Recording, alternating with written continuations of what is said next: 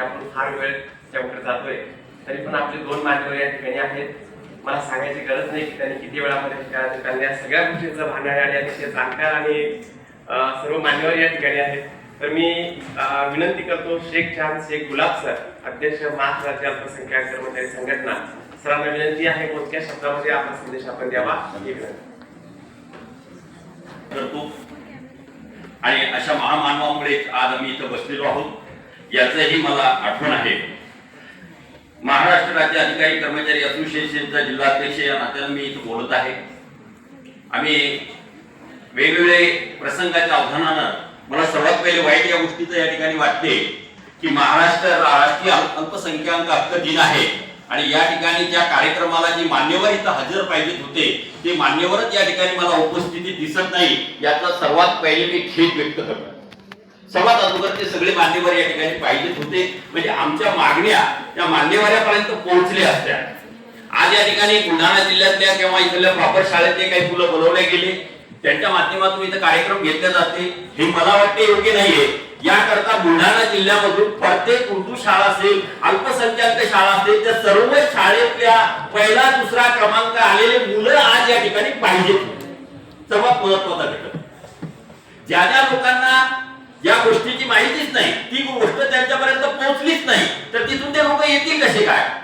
दुसरी गोष्ट, या ठिकाणी अनेक समाजामध्ये अल्पसंख्याक समाजावर अन्याय होतात, अत्याचार होतात. पोलीस प्रशासनाचं इथं कोणीतरी पाहिजेत होतं की ज्यांनी इथं त्याची नोंद घेतली गेली पाहिजे होती. एखाद्या ठिकाणी एखादी घटना घडती, त्या समाजावर तिथं अन्याय होतात, अत्याचार होतात आणि अत्याचार होत असताना त्याची कुठल्याच प्रकारची चौकशी होत नाही आणि डायरेक्ट त्या माणसावर त्या गोष्टीचा क्लेम लावल्या जातात. त्याकरता पोलीस प्रशासनाचं इथं मला कोणी दिसत नाही. एज्युकेशन डिपार्टमेंटचं इथं कोणी असेल मला माहित नाही. आरोग्य डिपार्टमेंटचं इथं कोणी आहे ते सुद्धा आम्हाला माहित नाही. त्या लोकांनी सगळ्यांनी या ठिकाणी बरं असतील बी तर ते आमचे वक्ते जे बोलत आहेत त्याच्या नोंदी ते घेत आहेत का?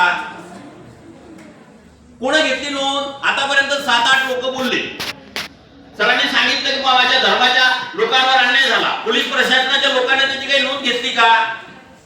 शिक्षण खात्याच्या आमच्या सरांनी सांगितलं की उर्दू शाळेची इतके शिक्षक लोक तिथे कमी आहेत, त्याची नोंद घेऊन तुमच्या वरिष्ठ अधिकाऱ्यापर्यंत तो मेसेज तुम्ही पोहोचवला का? आणि ते पोहोचवला असेल तर ते पोहोचवल्यानंतर मागच्या वर्षी सर तुमच्यावर इतक्या कंप्लेंटी आल्या होत्या, त्या कंप्लेंटीचा आम्ही इतका सुधावा केला, इतक्या लोकांची अंमलबजावणी केली, असं कुठे घडताना मला इथं ऐकायला भेटलं नाही. मागच्या वर्षी सर तुम्ही 10 सूचना मांडल्या होत्या, मौलाना आझादच्या तुमच्या 25 केसेस होत्या, त्यापैकी आम्ही 15 केसेस मंजूर केल्या, 10 केसेस या कारणामुळे मंजूर झाल्या नाहीत. असं कुठंतरी याला आढावा बैठक म्हणतात. आम्ही ज्यावेळेस आमच्या महाराष्ट्र लेवलवर आमची अल्पसंख्याकांची ज्यावेळेस मीटिंग होते ती इथं असायला पाहिजे होती आणि त्या प्रतिनिधीच्या मार्फत ती गोष्ट त्यांच्यापर्यंत पोहोचली पाहिजे आणि त्यांनी उभं राहून सांगावं मला आता की सर सर्व डिपार्टमेंटचे लोक आम्ही इथं आहोत आणि तुमच्या मागण्या आम्ही त्यांच्यापर्यंत पोहोचवणार आहोत. आहे का कोणी सांगणार असं? मग त्या गोष्टीला काय अर्थ? आम्ही सूचना मांडतोय म्हणजे आम्ही काहीतरी मानतोय आणि त्याचं उत्तर जर आम्हाला भेटत नसेल तर तो अल्पसंख्याक दिन साजरा झाला म्हणून मी म्हणणार. मला मान्य नाही ती गोष्ट. त्याचा आढावा असला पाहिजे, त्याची माहिती आमच्यापर्यंत पोहोचली पाहिजे आणि अशा प्रकारचे कार्यक्रम जर होत असतील तर आमच्या महाराष्ट्र राज्य अधिकारी कर्मचारी असोसिएशन असेल किंवा अल्पसंख्याक बाकीचे लोक असतील त्यांना बोलवू नका, काही गरज नाही बोलवायची. आमच्या सूचनेची जर अंमलबजावणी होत नसेल तर काय अर्थ आहे? मागच्या वर्षी आम्ही इथं सूचना सांगितली होती की अल्पसंख्याकांच्या वतीनं दर महिन्याला एक मीटिंग झाली पाहिजे. आम्हाला एकही पत्र नाही. एखाद्या अल्पसंख्याक अधिकारी कर्मचारी कोणी ऑफिस मध्ये जाते त्याला सन्मानाची वागणूक नाही, म्हणजे काय अर्थ आहे त्या गोष्टीला? कशाकरता मीटिंग घेतोय आम्ही? शासनाच्या वतीने विविध निधी येतात, ते निधी किती प्रमाणात वापरले? दरवर्षी मी पेपर मध्ये वाचतो इतकी निधी वापस गेल्या. का गेली निधी वापर? अल्पसंख्याक लोकांना विचारा ना, त्यांना त्या सुखसुविधा उपलब्ध करून द्या. जर कधी त्यांच्याकडून तो निधी वापर शासकीय अधिकाऱ्यांकडून ते निधी वापरले जात नसतील तर आमच्याकडून सूचना मागा की काय केलं पाहिजे, आम्ही सूचना देऊ. आमच्याकडे माहिती आहे काय दिलं पाहिजे, काय ठेवलं पाहिजे.